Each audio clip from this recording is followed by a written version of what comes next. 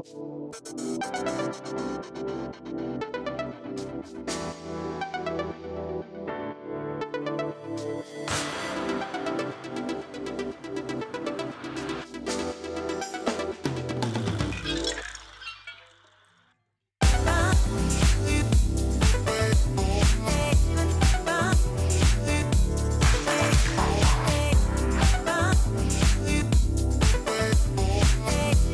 told me to hang on, so I'm going to leave it on the stream starting soon screen.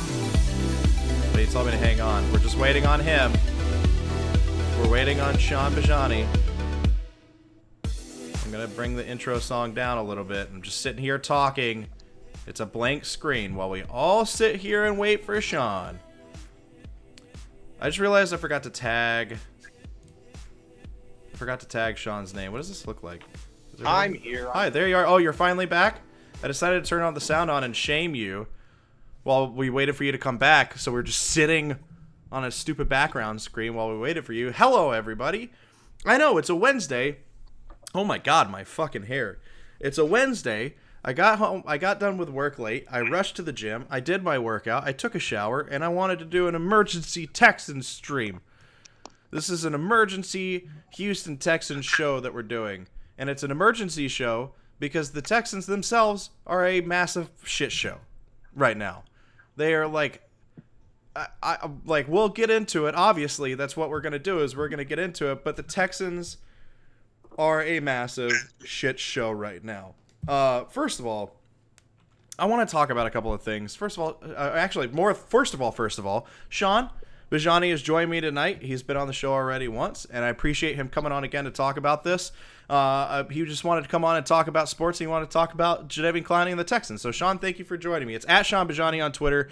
You can also find him at Sean Bajani on Instagram as well, which he's not super active on there because he sucks at it, but that's okay. We still love him. I'm not active at all. I was trying to make it better. I was trying to say you're not super active, but I was trying to make it like a little bit better. But you have to just out yourself like that. Why would you do that? Well, because all somebody has to do is go to my Instagram account and see how many posts I've made, and it will say 0, and then I will be outed that way. Oh, yeah, I guess that makes sense. But then you make me look bad in the process. Why don't you set it up to where only you look bad and I don't look bad at all? I'll be better. So, like I've had this ongoing saga of frustration at the gym, right? Like I randomly here and there on Twitter, the last 2 or 3 weeks, I've been in the gym more lately. I've been trying to lift weights. I've been on the keto diet for a while. Hashtag ask me about my ketosis. And I'm losing weight. I'm getting in shape. I look phenomenal. Thank you very much, Sean. I'm fitting into clothes that I haven't fit in a long time, right? Everything's awesome, except for my gym-going experiences. My gym-going experiences have been absolute garbage. So tonight, I had a group of 5 guys that were literally taking up every single station I wanted to go to. First of all, why are you working out with a group of 4 other guys? Like, that's too many people to be working out together. And split it up. Don't sit there and take up 2 benches. Don't sit there and take up both of the benches for bench press. Don't take up both of the incline benches. Don't take up the entire dumbbell area. Spread that shit out. Like, am I wrong? Am I wrong to be frustrated by that? That's against gym etiquette, right? Like, you should have a group no larger than 3 people, in my opinion. Am I wrong on that? No. Did you ask to work in, though? I did. And they were like, oh, we're almost done. 20 minutes later, I was still waiting for them to let me have the incline bench, and it was incredibly frustrating. So they might as well have said no instead of, well, we're almost done, which is essentially a no. Like, I haven't been to the gym in like 7 years because I work out at my job and I work out in the garage. And so I've never had like really bad gym experiences. If I ask somebody to work in, I've always been told, yeah, sure, no problem. And if somebody asks me, yeah, sure, no problem. Just, wipe your sweat. Right. That's usually the issue, but yeah, that sucks by those dudes. So as frustrated as I have been lately, and I've dealt with a lot of frustrations there. Whenever Alex and I did one of the NBA things we did within the last week and a half, 2 weeks, I had talked about how there was a guy doing lunges all around the free weight area. Like we have a whole basketball gym We have an area for calisthenics. We have an area that has treadmills and ellipticals. But he's like making the rounds doing lunges, weightless lunges in the free weight area, and that was frustrating. I have old people having 30-minute conversations in between sets, and that was frustrating. Today, while I was waiting for this group of jabronis to get done with the shit that they were doing, that was frustrating. But none of that, and God, I can feel this segue in my soul, none of that is as frustrating as the news last night as I finished my show, hearing that Brian Gaine and Bill O'Brien had a disagreement on whether or not to sign Jadeveon Clowney to a long-term contract, and oh my God, that's why Brian Gaine got fired.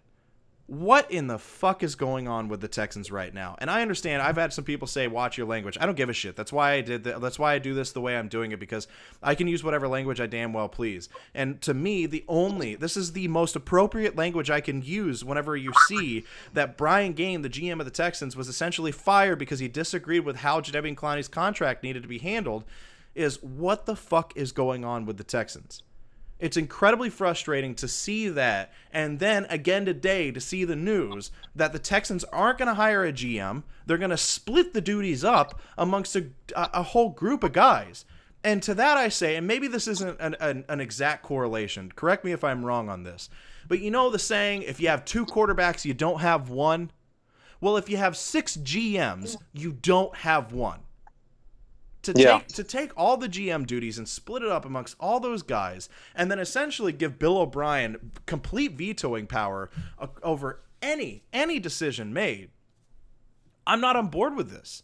And then for Bill O'Brien's position to be, we're not going to give Jadeveon Clowney a long-term contract, I'm not on board with that either. There's so much going on with what we've heard in the last 24 hours coming out of NRG that I'm so incredibly frustrated by.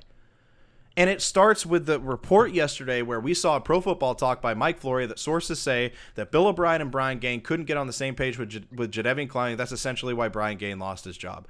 When you first heard that, when you first saw that, what was your initial thought? When I first saw that, when you saw that report that they disagreed on how to handle Jadeveon Clowney.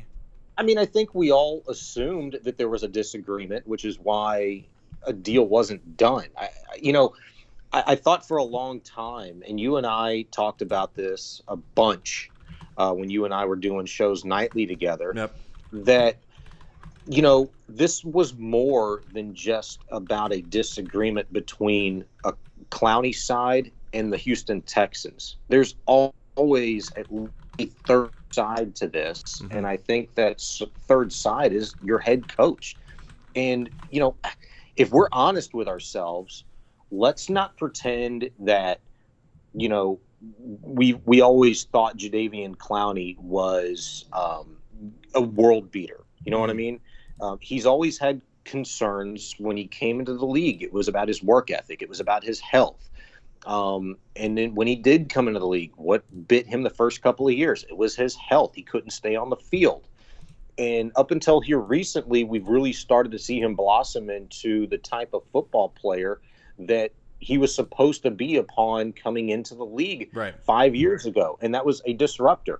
But with all of that, I think if we're being honest with ourselves, many of us agreed with Bill O'Brien and maybe his reservations about signing Jadeveon Clowney long term. Did many of us?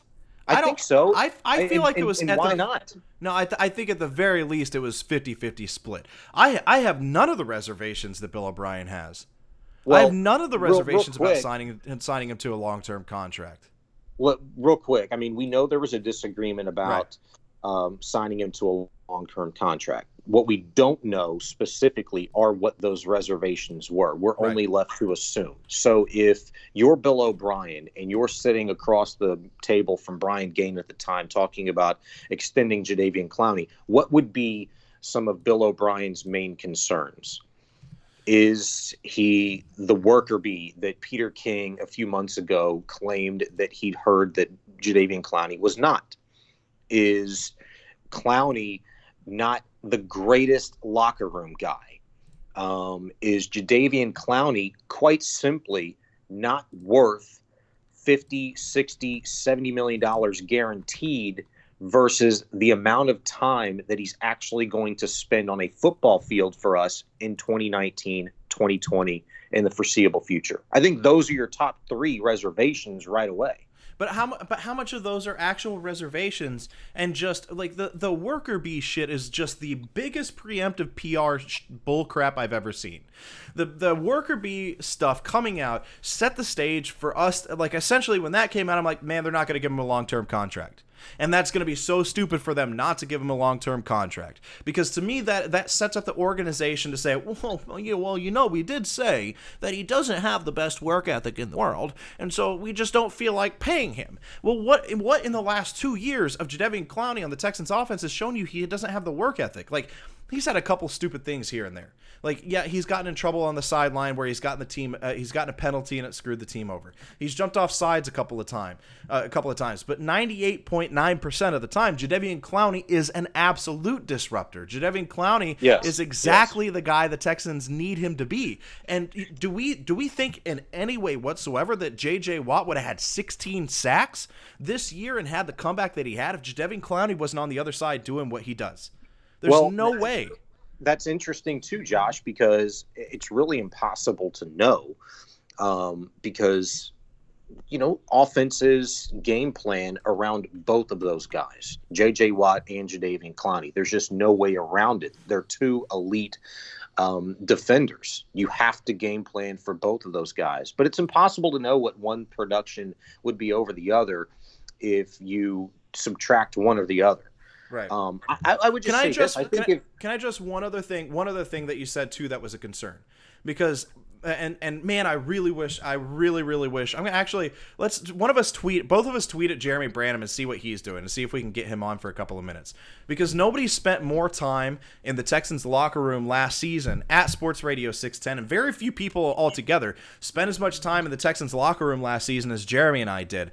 And I could tell you, if one of the excuses that they have is that Jadeveon Clowney isn't a good locker room guy, that Jadeveon Clowney isn't a good locker room fit, then that's one of the biggest bullshit excuses I've ever heard in my entire life. Jadeveon Clowney is almost always in a good mood. He's chatty. Everybody loves him. They love talking to him. Sometimes he doesn't come back there whenever we're there, but that's because he doesn't like dealing with the media. But nothing that I ever saw from Jadeveon Clowney from a locker room perspective would show me at all that in any way he's not a good locker room guy. He keeps guys locked in. He keeps guys accountable. He has fun. Like, he's extremely personable. Everything I saw, that was embarrassing. I just almost like burp puked on myself.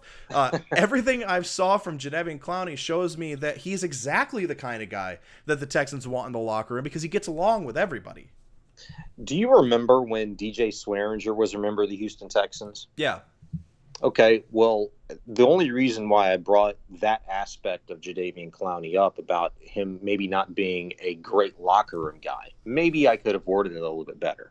But the reason why I bring DJ Swearinger up is that when DJ Swearinger was drafted by the Houston Texans, there was a report that DJ Swearinger was very influential on that of Jadeveon Clowney. Mm-hmm. And a number of Houston Texans, I don't know about the players, but from what I heard, coaches, front office didn't really like that. Didn't really like where that relationship was going.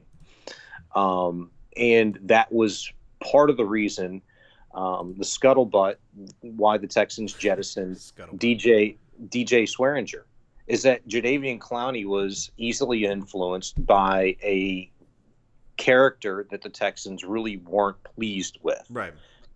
So that's kind of why I bring that up. In maybe some of their new acquisitions, okay, they feel like Clowney wouldn't necessarily gel with. I'm not saying that's the case. I'm not even saying that's a high percentage of concern. But when you're talking about a number of reservations that the Texans may or may not have, and rightfully or wrongfully so, you add that into the equation, and when you're putting down on your list of pros and cons on why we should make this guy one of the highest paid defenders in the entire NFL, and the cons outweigh the pros, even by a smidgen, then that's a judgment call. And it's clear right now, whether you like it or not, And I don't know really how you can be so definitive with one way or the other in terms of Bill O'Brien's power and influence. But one thing we have to understand. How can you not be definitive one way or another with Bill? He's had 2 GMs fired. This last GM was literally fired because they disagreed on the contract situation of one player. How can we not definitively say that Bill O'Brien has all the power?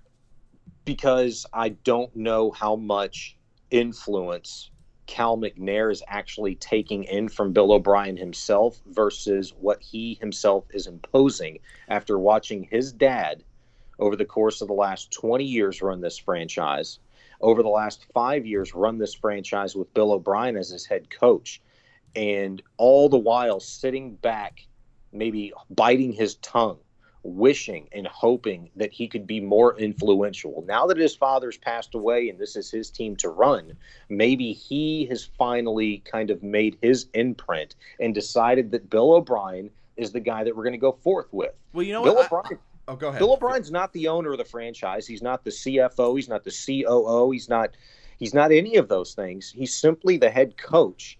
And what we've made him out to be in the media, trying to put all the pieces together, is maybe a guy that has a little bit more power, or not as much power is what I mean to say, that we believe he has. That, Cal McNair is not blameless, right, in any of this by any shape or form. Well, he's not at all. I mean, honestly, what this shows me is that, let's start number one. Obviously, the power dynamic in the NFL leans so vastly in favor of the coach, it's not even funny, except for in very, very rare situations. So let's not act like I'm not going to act like let's say because you're not. I'm not going to act like this isn't going on the majority of other NFL franchises, especially when it comes to coaches who are more offensive minded, right? Like you have your legacy coaches like you have your Andy Reid and your Bill Belichick, where they've just have so much gravitas as head coaches, they're going to have the majority of the power. But then when you come to more offensive minded coaches, owners and teams usually go the route of what that coach wants because they're an offensive-minded coach and offense reigns. Offense is king. Offense, the old adage, defense wins championships. No, defense helps augment a championship, but offense wins championships now. And so the power dynamic in the NFL is definitely more in favor of coaches. So, I mean, it makes sense that Bill O'Brien would have a little bit more power, but the other thing that this shows me about Cal McNair is not only does he value Bill O'Brien's opinion more, which is fine, that's whatever, but it kind of makes me feel that he's cheap. It makes me feel a little bit that Cal McNair is cheap. But like Andy said it best. Andy in the comments just a few minutes ago said I could never, and he's a Bears fan. He's totally unbiased, doesn't live in Houston. Andy lives in San Antonio, probably hates the Texans a little bit. But as a Bears fan says, and Joe would probably agree with this, I could never, ever imagine a world where Bears management would question or argue if it was a good idea to sign Brian Urlacher or Khalil Mack to long-term deals. You have other guys, and if you want to argue, if people want to argue that Khalil Mack is above Jadeveon Clowney, that's fine. I agree with that. But let's not act like the drop-off from Khalil Mack and Von Miller to Jadeveon Clowney is some massive drop-off. If you look at their stats from a QB hits, from a QB hurries, from solo tackles, tackles for a loss, Jadeveon Clowney is right there with those guys. The only place where he doesn't completely match up with them is in sacks. That's the only place. Everywhere else, he is as disruptive as Khalil Mack, Von Miller, and some of the top linebackers in the league. And that's the first thing that everybody points to when they want to criticize Jadeveon Clowney is the sack numbers aren't there. But the pressures, and if you look over the course of the last 3 years in particular, in which Clowney's played most of his football, every single year, by definition, by statistics, he has become more of a disruptor. Absolutely. And that, when you have J.J. Watt on the other side, Benardrick McKinney and Whitney Merciless somewhere in between, that's absolutely huge and important. That's why this defense has been one of the best in the AFC the last 3 years. Look how happy. I've got these pictures of Brian Gaine and Bill O'Brien that I'm kind of swapping in between. And it's just they look like some miserable They suckers, just don't look they? fucking unhappy. And it's like it's two completely different pictures that look almost the same, but with them on opposite sides, where it's just nothing but anger. But it's all It's over. like they did face swaps. It's all over this man. It's all over Jadeveon Clowney. And I look, whether they have some issues with him or not, like there are certain guys and there are certain talents you don't argue about keeping on. You don't even question whether you're keeping them on. The Raiders made that decision with Khalil Mack. And now, in hindsight, it looks like it was a smart decision with them.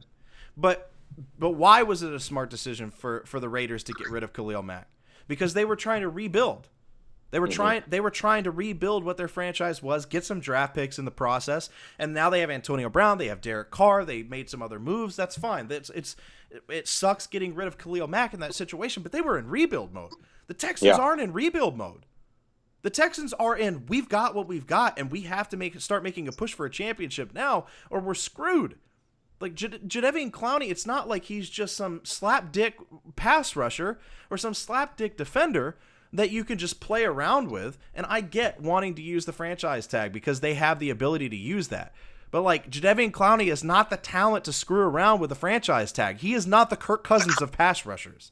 I disagree, Josh. I feel like Jadeveon Clowney. I think Jadeveon Clowney's the perfect guy. No, he to is franchise too good. tag. He is too talented. You lock him in as long as you can. You lock him in for 2 years worth of guaranteed money until Deshaun Watson's contract is ready to be extended, and then you deal with your Clowney decision. But right now, while Deshaun Watson's on a rookie scale deal, you lock him in and go with what you've got and try to win a championship. Anyway, continue. I interrupted you again. I'm sorry. No, you're my guest. I'll allow you to talk. That's all I've been on this hill for a long time, and I will die on it. In my opinion, I think Jadeveon Clowney is the perfect guy to franchise tag. Now, it's easier to say that, the Texans maybe could have done an extension with him before last season, and you would have understood that. But to hell with hindsight, because if you rewind 1 year ago, well, that's one less season of healthy and productive football that Jadeveon Clowney had given you. So looking back at his track record now, you can swallow that a little bit easier now and say with more confidence that, I'll give Jadeveon Clowney $65 million guaranteed, and we'll sign him up to a long-term deal over the next 4 or 5 years. Sure, no problem. I still today, even over the course of the last 3 years of a great trajectory of statistics and productivity from Jadeveon Clowney, would franchise him and would franchise him again, because ultimately you dangle that carrot in front of him. He's going to continue to think that he's going to get his massive contract elsewhere, not with the Houston Texans, but he's going to play and he's going to be productive because he has to be with the Houston Texans. I disagree. I don't fully disagree with that with some players. I don't fully disagree with that. But we're in a day and age now where, like, these NFL players, DeAndre Hopkins even came out and said something himself. J.J. Watt made a joke about it. These NFL players have to sit there and watch NBA players get these massive, fully guaranteed contracts. They have to sit there and watch these baseball players get paid out the ass while they have these shitty contracts with these shitty deals. And he's supposed to play on the franchise tag with no security? We're in a day where players and athletes are becoming way more self-aware about how much power they actually have, and they're trying to use that. So if you fiddle around and you play around with Jadeveon Clowney for too long, you run the risk of pissing him off and making him want to go to another team. If you don't show him the loyalty that he feels like he's earned, then he'll go to another team. Jadeveon Clowney's not just some dude. Like, DeMarcus Lawrence just got paid. He's getting paid $21 million a year, $65 million guaranteed. Jadeveon Clowney's a better player than him. Like, Frank Clark got 62 guaranteed. Trey Flowers got 56 guaranteed. Like, Jadeveon Clowney is worth more than all of those guys. And my biggest fear, and maybe this is just a fear, maybe franchising him is the right way to go. Maybe just dangling that carrot. I think if you do it 2 years in a row, then you piss him off and he's not going to want to stay. But at least for 1 year, that's fine. If he's willing to play under the tag, dangle the carrot, and it works out, that's cool. And maybe I'm totally wrong on this, but for me, I'm not running the risk. For me, with a guy that's as talented, I mean, we're literally talking about a guy. Should he get Khalil Mack's $90 million guaranteed? Probably not. But if he wants $70 million guaranteed and $20 a year, which is like what Von Miller gets, I'm absolutely giving him that money. I'm going to do it like that. I'm not even going to think about it because he's a guy that can help you win a championship. He's a guy that makes your defense better. He's a guy that makes your best defensive player better. Like, what is J.J. Watt going to be whenever they don't have to game plan for him and Jadeveon Clowney? Right. If the Texans don't have Clowney, what does that do to J.J. Watt? Which we don't even know if J.J. Watt can continue this renaissance that he had this last season. It's awesome that he got 16 sacks, but I mean, I'm going into the season hoping he can even just get double digits, just get 10, and I'm fine. But he's not going to do that without Jadeveon Clowney there. Like Whitney Merciless is not the guy to come in and have the same productivity of Jadeveon Clowney, and Duke Ejiofor is a guy who could maybe come in and do some things for you and disrupt some things too. But now he's out and he's done. So me personally, I'm rolling with Clowney, and that's the best decision. Let me define it like this, right? You know, there are Hall of Famers, there are the elite of the elite, the greatest of all time guys. There are very good players. There are average to mediocre players, like guys, you know, you can continue to roll with, that you don't need them to be the centerpiece or the cornerstone of a defense or an offense. And you love to have them out there because they're going to run through a brick wall for you. They're not maybe the most talented guys, but damn it, they try hard. Right. Okay, you've got all levels of players. Sometimes when you deem a guy, when you deem an athlete as, you know, not a perennial Pro Bowler type for 10 years, for a decade, but damn, they're good, they're elite, but they're not the guy that you're going to be able to milk for a decade. Right. They're a guy that you better capitalize on in their peak years, from the age of 23 to 27, 28 years old. You better capitalize on them in their peak years. Maybe the Texans, and we don't know until we see it, and that's why hindsight sucks, while at the same time it's so beautiful sometimes. But we don't know what kind of guy the Texans believe Jadeveon Clowney is. The Texans clearly believe that J.J. Watt is that guy. The Texans clearly believe DeAndre Hopkins is that guy. The Texans have clearly believed before that Andre Johnson's that guy. We've seen the greatest of the great, the elite of the elite, come and go. We've seen average to very good players come and go as a member of the Houston Texans. Maybe the Texans, and we're not going to know for the next 5, 6, 7 years maybe, on whether or not their judgment of Jadeveon Clowney is correct or wrong. But I think they believe he is a guy that they need to milk everything out of in his prime years, and that's it. No long-term deal. And if they franchise tag him this year and the next year, and maybe even 3 years, which I highly doubt, but you're looking at Jadeveon Clowney going into his age 28 season as a member of another team not named the Houston Texans, and strong potential that the Texans will go get another dude. Yeah. And there's nothing wrong with that, because you milk everything you possibly can out of Jadeveon Clowney. I don't understand why you feel the need. I feel like we're living in the moment. Hey, Clowney's an ascending player over the course of the last 3 years. Sure he is. 3 years in the NFL at that position with his body type and the struggles that he's gone through to stay healthy to this point, that might be all you're going to get, with the exception of maybe this next year or 2 years down the road. That's it. That's not worth a long-term deal. That's not worth $65 million guaranteed. That's worth the $15.9 million he's going to make under the franchise tag this year, and that's all I want to pay him for. But just as easily, he could end up being and seeing all the potential that we've seen in him, all the sacks that we've seen that he could get. He could end up fulfilling what everybody thought he was going to be when he came into the league, and end up being one of the most dominant defenders in the entire league. Just as easily as they could just milk whatever they have out of him, and then he starts to deteriorate over the next 3 or 4 years. He could just as easily become an incredibly dominant defender, one of the 5 best pass rushers, 4 best pass rushers in the entire league, and be a guy when Deshaun Watson is starting to peak as a quarterback. DeAndre Hopkins is starting to peak, and this offense is starting to peak. Just as easy, Jadeveon Clowney could be the linchpin key player on defense that you need. So yeah, he could. you can look, and we could look at this, and we could say, well, I'm worried about the injuries, and I'm worried about the history, and I'm worried about what he did in the past. But look, we're worried about things that happened in the past. What has he been? What has he been in the present? What was he last year? Were we dealing with headaches? Were there character issues? No. Were there injury issues? We're dealing with the production that he had last year. He only had 3.5 less sacks than Khalil Mack, and every bit of the production that Khalil Mack had. And Khalil Mack had some very good defenders playing alongside him, but he did not have J.J. Watt taking all the sacks.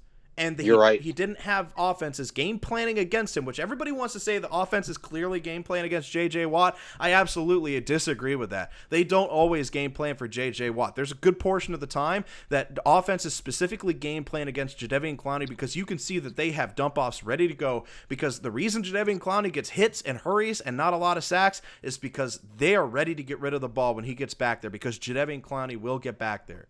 And so my fear is, you know what? If I spend the money, some $65 million guaranteed for 3 years on Jadeveon Clowney, that's 2 years left on Deshaun Watson's rookie scale contract. I have to eat his salary for 1 year while Deshaun has his extension, and maybe that hampers me a little bit, but I am way more than willing to take the risk on that with Jadeveon Clowney, that he's going to end up living up to that contract, than I am to say just throw him aside, let him go to the Jets, let him go somewhere else, and watch him dominate.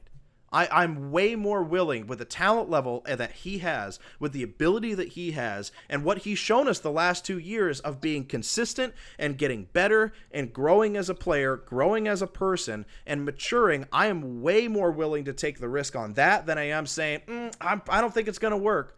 To me, he's shown enough, and he's shown everything I want to see to lead me to believe that the most logical sequence of events is that Jadeveon Clowney is going to continue being as productive and disruptive of a player as we want him to be, and live up to that contract, and not the opposite way. And it's really 50. I mean, at this point, to your point, it's 50-50, right? Mm-hmm. He could live up to the contract, or it could be an absolute waste of money. It's 50-50 right now. But for me, and maybe it's just my nature, maybe it's just because I'm a gambler, I'm taking those odds on Jadeveon Clowney. And if they want to franchise him for this year, and Jadeveon Clowney is willing to be franchised for this year, then fine. That's fine, whatever. But if they try to fool around with that in year 2, after he didn't want to be franchised in the first place, and they try to franchise him again, they're going to lose Jadeveon Clowney's loyalty. Honestly, they run the risk of losing Jadeveon Clowney's loyalty now. Name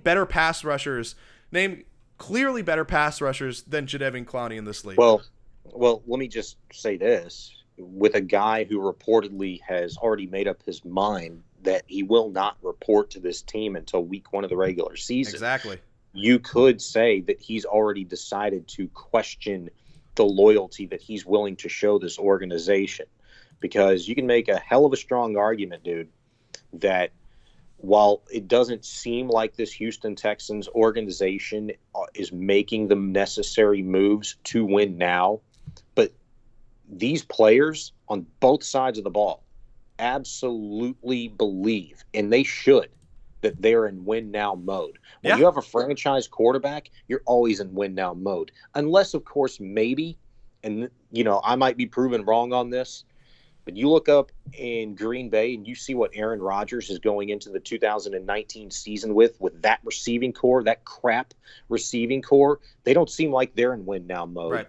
But let's see. This Houston Texans team right now, with the cornerstones they have in place defensively and offensively, with the exception of anyone on the offensive line, because I will refuse to give anybody the benefit of the doubt on that. I talked about it last night, how Pro Football Focus had them rated as the second worst offensive line in the NFL, which it makes sense. Sure. It makes sense.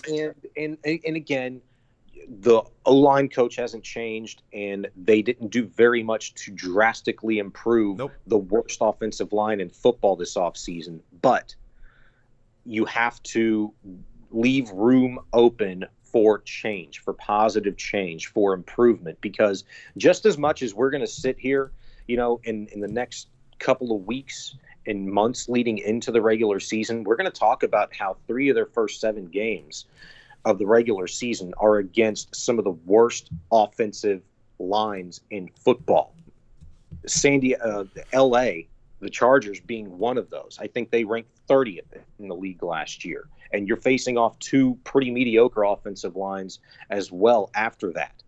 So if we're going to talk crap about the opposition there, then we have to be prepared for them to be much improved as well, because they got some damn good quarterbacks back there, and Deshaun Watson is a damn good quarterback himself, and sometimes you can overcome the crap that is in front of you.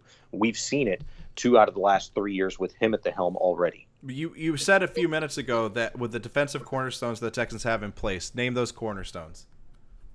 J.J. Watt, Jonathan Joseph, Benardrick McKinney, Whitney Merciless. Who am I forgetting? Who is you just bypassed the second most important cornerstone on that defense. Yeah, I'm going off the top of my head right now, man. I know you're going off the top of your head, but there's really only 3. There's 3 defensive cornerstones. Like everybody else is, or I'll say 4. Everybody else is just a guy on that defense. Jonathan Joseph is he's still good. I'm not like he's still a good cornerback, but he's old. Like who am I forgetting? There are 3 defensive cornerstones. J.J. Watt's number 1. Number 3 is Kevin Johnson. Or not Kevin Johnson. Sorry. Oh, my God. Justin Reed. Jesus. Whoa. Number 1 is J.J. Watt. Let me start over. Number 3 is Justin Reed. Number 4 is Benardrick McKinney. The number 2 cornerstone is the guy that they're refusing to pay any money to. The number 2 cornerstone on that I thought we weren't naming him. Oh, we're naming him. I was painting you into a corner, my friend, because Jadeveon Clowney is the second, possibly the number 1, depending on how healthy J.J. Watt stays. Now, what if they fool around with Jadeveon Clowney, and then J.J. Watt's not good anymore? Yeah, J.J. Watt's 30. Or he gets hurt. Yeah. Like I'm way more concerned about, and maybe that's why I'm so on board with giving Jadeveon Clowney the money, because I'm way more concerned about the future of J.J. Watt than I am Jadeveon Clowney. But Clowney's got to play. He's got to play. What is it? Does he have to? Yeah. Is it smart to go the Le'Veon Bell route if you're Jadeveon Clowney? I think that hurts him more than it helps him. No, but we've they already could seen easily go the Khalil Mack route.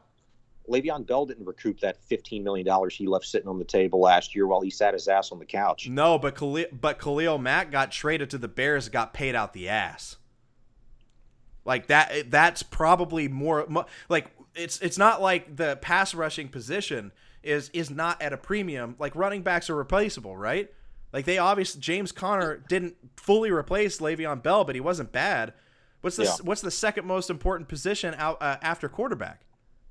Or second or third, teetering. Like left tackle, obviously protecting the quarterback is important. But I was going to say left tackle, but the guy that goes to get the quarterback. Exactly. Yeah. Like it's the 2A and 2B are your tackles, your left tackle, and then your pass rusher. So Jadeveon Clowney is going to get traded for and paid if that's what he wants, if that's what's going to happen because of his position. I totally get what you're saying, but you can't operate under the assumption that J.J. Watt is going to get hurt or J.J. Watt is all of a sudden going to fall off a cliff. Just like you can't operate under the assumption that Jadeveon Clowney is going to crap the bed for you. But you have to bet on yourself as an organization sometimes and make a judgment call on whether or not signing a guy like that is going to hamstring you even for a year or for the foreseeable future, especially when, and I'm not saying it's right, dude, but I'm just simply saying I understand how I think they could be looking at this situation. You have to operate as an organization like you're betting on yourself sometimes if you don't feel like a guy is worth the commitment, worth the money long term. But betting on yourself is signing Jadeveon Clowney. Betting on yourself and going for a championship run, going to win a Super Bowl. No, that's not betting on him. That's not betting on him. That's betting on this team and this core. The way it's constructed is a championship team. That's not necessarily betting on Jadeveon Clowney. That's giving him the money saying, you know what? We think you're one of the pieces that's going to help us win a Super Bowl. We're going to bet on you. We're going to bet on us, and we're going to win a championship with this. But now they're teetering and playing around with it. Like the 2019 season is just fucking gone. I just threw something. I don't know what I had. I had a guitar pick in my hand and it flew out of my hand. But the 2019 season is gone. They've got their GM duties split up. The schedule is hard. Bill O'Brien said fuck it, and that's why this decision, good or bad, I could be told. Look, I'm not right about a lot of stuff in sports. Most of us who work in sports media are not right about a lot of stuff. But what is our job? What do we love doing? We give our opinion whether it's right or wrong. And this is just how I feel. Like, I feel like not signing Jadeveon Clowney to a long-term contract is bad for so many different reasons. Bad because of what could happen with J.J. Watt. Bad because of Jadeveon Clowney's psyche. Bad because what is this defense without Jadeveon Clowney? I think it's bad for so many reasons, but I could totally be wrong on all that. And maybe Bill O'Brien is making the right decision, which I don't know that he's really made many in his career as the coach of the Texans, but we'll just, he got lucky. He got lucky with the record last year, I'm just saying. That's the thing, for two things. First of all, I love how extremely passionate you are about your side and how I am about my side. I hate you right now. I need you to know that. I will die on that hill. Yeah, I will too. Die on that hill. We're going to kill each other on each other's hills. Yeah. We're just throwing bombs at each other, and one of us, we're just going to both die on our hills. You need to Photoshop a picture of us on either side of Jadeveon Clowney with that fire in the middle, and that would be absolutely perfect. We got a torch and pitchfork in each hand, and we're stabbing each other. Right. Brick killed a guy. You said something right now in regards to Bill O'Brien and the decision that he's made. Here's the thing: for what is it now? 13 years, the 12 that Rick Smith was general manager for this team. The one with Brian Gaine, and let's go 14 now since they're going into the 19 season without a general manager. But we've been questioning who has the power, who makes the decisions. We've never fully known if it's Rick Smith or Gary Kubiak, if it's Rick Smith or Bill O'Brien, if it's Bill O'Brien or Brian Gaine. All we ever heard with that crap is that they were aligned, and then now, the narrative is that Bill O'Brien had his ass fired. We've never known who is calling the shots or how influential Bob McNair was, how influential Cal McNair is. And now with this general manager by committee that includes, a scout whiz in Matt Bezirgan, James Lipford, Chris Olsen, and Jack Easterby, who has become, like the Easter Bunny, with him being a household name now. Yeah. We don't know which one of those guys makes a final judgment call. If it's Bill O'Brien, if it's Chris Olsen, who I would put all my eggs in the basket for him, since he's been the lone guy that has been here when Rick Smith took over, and he's been through Smith, been through Gaine, and now with O'Brien, since he's negotiated the contracts, and he knows what's up and what's down. Right. I'm going with Chris Olsen, but we still don't know. And that's the crazy part. That's the unsettling part. That's what pisses you off, I think, and a lot of other people, and me too, because it shouldn't have taken this damn long to figure out that, the Texans clearly counted their eggs before they hatched when it came to firing Brian Gaine. Oh, they absolutely did. They did not think this one through.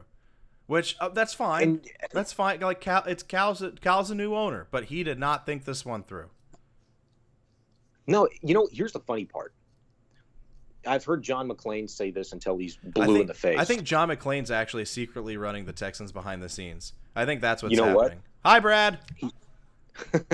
He's probably the sixth guy in this tangled web of decision makers with the Texans. He's been the puppet master the whole time. Yeah, maybe Vandermeer's got some pull over there as well, or John Harris. I don't know. You know what? Honestly, dude, if they told me today John Harris is our new GM, I'm like, fucking awesome. I'd be totally okay with that. I honestly would be. That's That's what we're gonna start. You and I together tonight. We have decided it on my show, Wasted Talent with Josh Beard, featuring special guest Sean Bajani. We are gonna start the campaign for John Harris as Texans GM. They've already got him in house. Just give him the job. I've literally never met anybody in my entire life that knows football and football players as well as John Harris has. And we know he's a smart dude. We know he's an incredibly smart guy. You know who he's best buds with? He's best buds with Bill O'Brien. Well, that doesn't always work out for GMs, though. Hey, they're just ask Brian Gaine. But yeah, they would be so aligned for a while. Yeah, right now tonight, hear ye, I hereby decree that we will be pushing for John Harris as the GM of the Texans, because I feel like that would be the best decision for the franchise rather than having it split amongst a bunch of people. If we cannot have Nick Caserio, we will have John Harris, dadgummit. We will have him as the Texans GM. You know, if you thought this is almost like Bill O'Brien being the offensive coordinator as he has been, the last 2-3 years before naming Tim Kelly OC. Yeah. This is almost like having Tim Kelly in his ear for tight end packages in the red zone.